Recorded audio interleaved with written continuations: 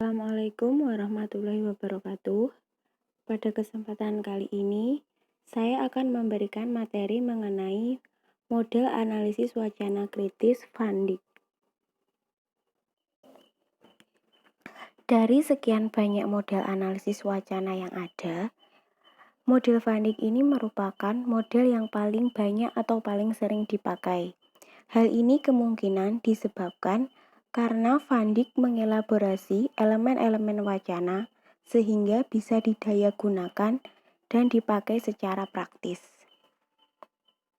Menurut Van Dijk, penelitian atas wacana tidak cukup hanya didasarkan pada analisis atas teksnya saja, karena teks hanyalah hasil dari suatu praktik produksi yang harus juga diamati. Di sini harus dilihat juga bagaimana sebuah teks diproduksi, sehingga kita memperoleh suatu pengetahuan kenapa teks bisa semacam itu.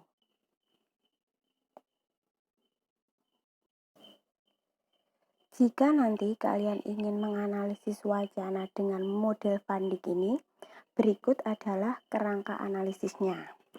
Jadi di sini ada struktur dan metode.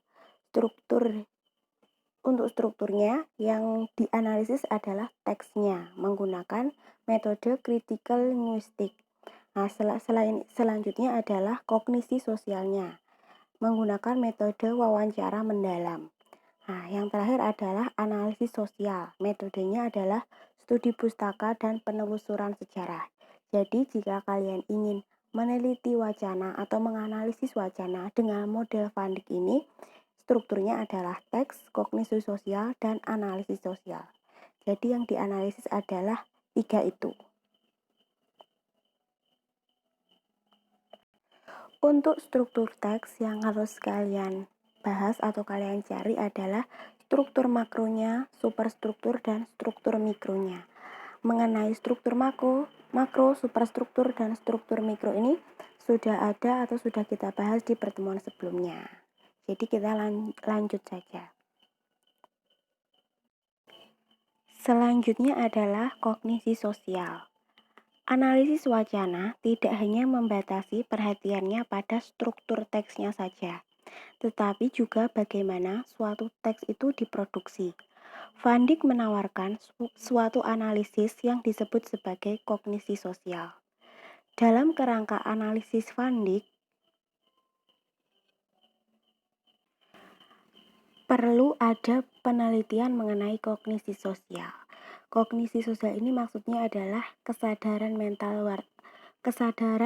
wartawan yang membentuk teks tersebut.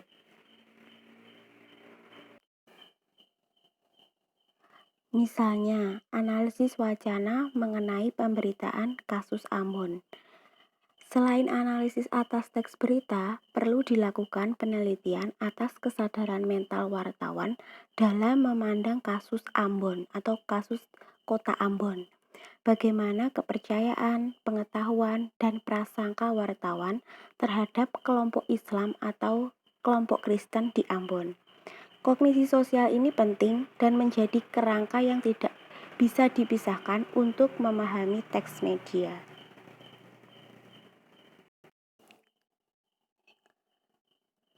Kognisi sosial ini didasarkan pada asumsi bahwa teks tidak mempunyai makna, tetapi makna itu diberikan oleh pemakai bahasa, atau lebih tepatnya proses kesadaran mental dari pemakai bahasa.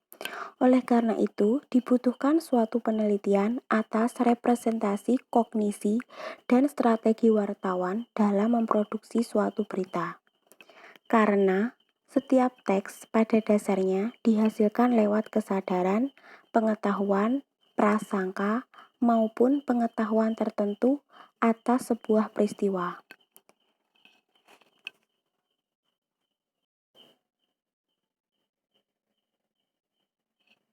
Misalnya, kita membaca sebuah berita mengenai penjarahan toko-toko di negara Cina.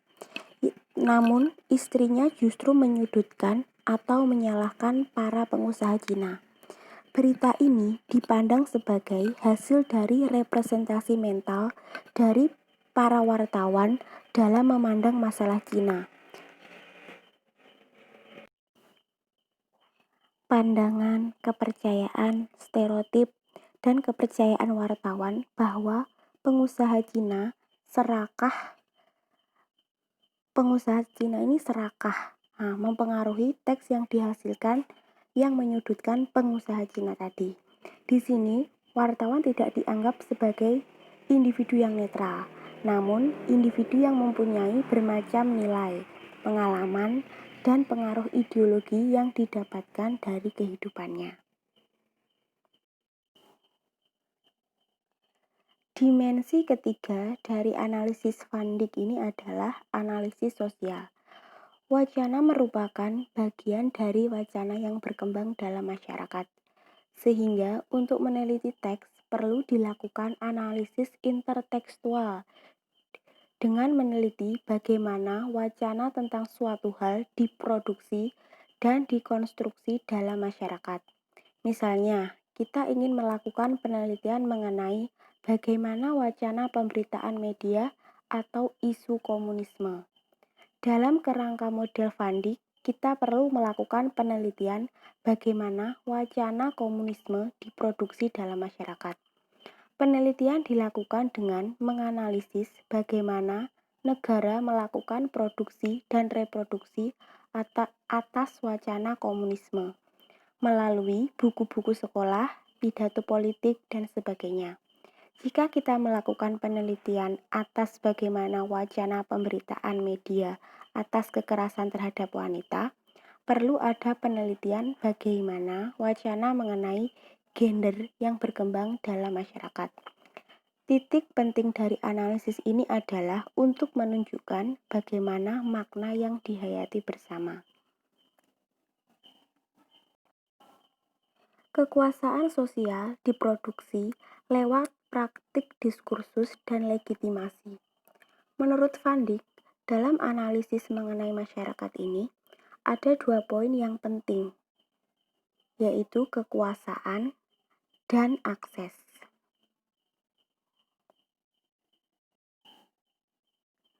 Yang pertama adalah praktik kekuasaan. Van Dijk mendefinisikan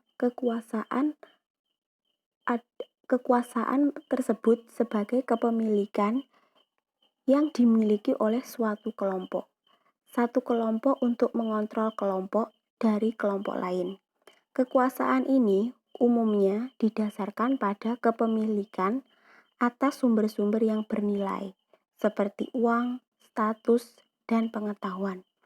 Selain berupa kontrol yang bersifat langsung dan fisik, kekuasaan itu dipahami oleh Van Dijk juga berbentuk persuasif. Tindakan seseorang untuk secara tidak langsung mengontrol dengan jalan mempengaruhi kondisi mental, seperti kepercayaan, sikap, dan pengetahuan. Analisis wacana memberikan perhatian yang besar pada apa yang disebut sebagai dominasi. Rasisme merupakan bentuk dominasi dari kulit putih atas ras minoritas lain, umumnya di luar Eropa. Dominasi ini direproduksi oleh pemberian akses yang khusus pada satu kelompok dibandingkan kelompok lain, atau biasa disebut diskriminasi. Ia juga memberi perhatian atas proses produksi lewat legitimasi melalui bentuk kontrol pikiran. Secara umum, kita juga dapat menganalisis bagaimana proses produksi itu secara umum dipakai untuk membentuk kesadaran dan konsensus. Selanjutnya adalah akses. Analisis wacana Van Dijk memberi perhatian yang besar pada akses. Bagaimana akses di antara masing-masing kelompok dalam masyarakat. Kelompok elit mempunyai akses yang lebih besar dibandingkan dengan kelompok yang tidak berkuasa. Oleh karena itu, mereka yang lebih berkuasa mempunyai kesempatan lebih besar untuk mempunyai akses pada media dan kesempatan lebih besar untuk mempengaruhi kesadaran khalayak. Misalnya, analisis pemberitaan media atas sengketa tanah antara petani dengan pengusaha perkebunan atau PTPN. Antara petani dengan PTPN mempunyai akses yang berbeda dengan media, sehingga pihak PTPN lebih mempunyai kesempatan agar pandangannya lebih diterima dibandingkan dengan petani. Pihak PTPN dapat melakukan press release, melakukan penjelasan pada media, mempengaruhi pendapat umum, hal yang tidak dapat dilakukan oleh para petani. Akses yang berbeda dengan media, pembuat keputusan, birokrasi ini membuat pandangan petani menjadi terpinggirkan. Akses yang lebih besar bukan hanya memberikan kesempatan untuk mengontrol kesadaran halayak lebih besar, tetapi juga menentukan topik apa dan isi wacana apa yang dapat disebarkan dan didiskusikan kepada halayak. Misalnya, dalam wacana mengenai komunisme, negara mempunyai akses lebih besar dalam menjangkau halayak dibandingkan dengan kelompok yang lain. Lewat berbagai institusinya, seperti sekolah dan birokrasi, hukum negara dapat menentukan diskursus mengenai komunisme. Halayak yang tidak mempunyai akses bukan hanya akan menjadi konsumen dari diskursus yang telah ditentukan, tetapi juga berperan dalam memperbesar lewat reproduksi. Apa yang mereka terima dari kelompok yang lebih tinggi tersebut disebarkan lewat pembicaraan dengan keluarga, teman sebaya, dan sebagainya. Baik, ini saja yang bisa saya sampaikan. Atas kurang lebihnya saya mohon maaf. Saya ucapkan terima kasih, selamat belajar, dan wassalamualaikum warahmatullahi wabarakatuh.